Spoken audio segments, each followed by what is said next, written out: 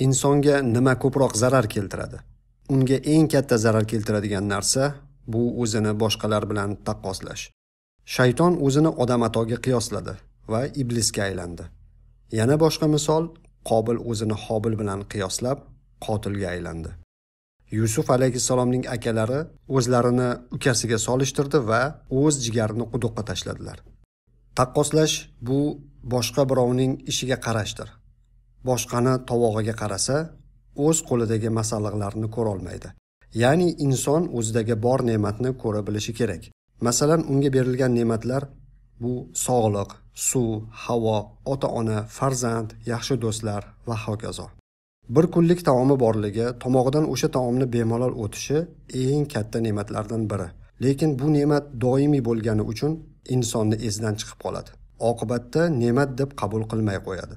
Agarda o'sha ne'mat bir lahza olib qo'yilsa, uni qadriga yetishni boshlaydi. Aqlli insonlar esa olib qo'yilmasdan avval uni shukrini qiladi. Inson tanasiga kirgan taomni chiqib ketishi ham alohida ne'matdir. Qadimiy hikmatlar shunday deydi: qadarni bilgan va unga rozi bo'lgan kishi g'amdan omon qoladi va najot topadi. Bugungi kunimizda zamon rivojlanib ketdi va taqqoslash oson bo'lib qoldi. O'tgan asrning 50-yillarida marketing sohasiga asos solinib, uni hayotga tatbiq eta boshlandi. Bundan ikki narsa hosil bo'ldi. Birinchisi, mahsulotlar sotilishi osonlashdi. Ikkinchisi, odamlar taqqoslay boshladilar va oqibatda o'zlarini baxtsiz his qila boshladilar. Chunki odamlarda yo'q narsalar ham reklama qilina boshlandi. Masalan, yaxta, villa, qimmat mashinalar. Oddiy odamlar o'zlarida yo'q ne'matlarni reklamada ko'ra boshladilar va noshukrlik hissi paydo bo'la boshladi. Ulamolarimiz boylar majlisida bo'lmaslik haqida ko'p ma'ruzalar qilganlar.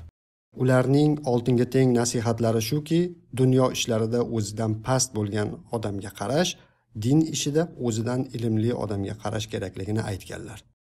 Agar inson boylar majlisida ko'p hozir bo'lsa, noshukrlik hissi kuchayib ketadi. Negaki o'zidagi narsa bilan taqqoslash paydo bo'ladi. Taqqoslash inson kelajagi uchun ham zararlidir. Borini qadrlamaydigan, o'zida bor narsani ko'ra olmaydigan odam bilan hech kim hamkorlik qilishni xohlamaydi. Tasavvur qilaylik, siz ish beruvchi tadbirkorsiz. Ikki xil xodimni ishga olishingiz kerak. Biri ochiq yuzlik va o'zida bor narsani qadrlaydigan, ikkinchisi esa noshukur, hech narsa yoqmaydigan, yuzi g'azabli kishi. Savol: siz qay birini ishga olardingiz? Agar xolis tanlov bo'lsa, birinchi xodim ishga tez kirib ketadi. Hamma yerda ham uni ishi tez bitadi. Ammo ikkinchi xodim esa hayotda ko'p qiynaladi. U hayotini taqqoslash bilan o'tkazadi. Shuning uchun uning muvaffaqiyati cho'zilib ketadi. Xo'sh, endi nima qilish kerak? Qo'limizda borini, nimaiki bizga berilgan narsa bo'lsa, ko'ra olishimiz kerak va qalban Allohga shukr qilishimiz kerak. Undan keyin esa o'zimizda bori bilan, ya'ni iqtidor, sarmoya, aql va harakatni qo'ygan maqsadimizga yo'naltirishimiz, qo'limizdan kelganiga jiddiy jihad qilamiz. Insonni inson bilan taqqoslash shodlikni o'g'irlovchi soya, tinchlikni buzuvchi ovozdir. Chunki har bir yurakning og'rig'i boshqacha, har bir yo'lning toshi o'ziga xosdir. Hayot oddiy narsalar ustida musobaqa emas, balki yakka safardir.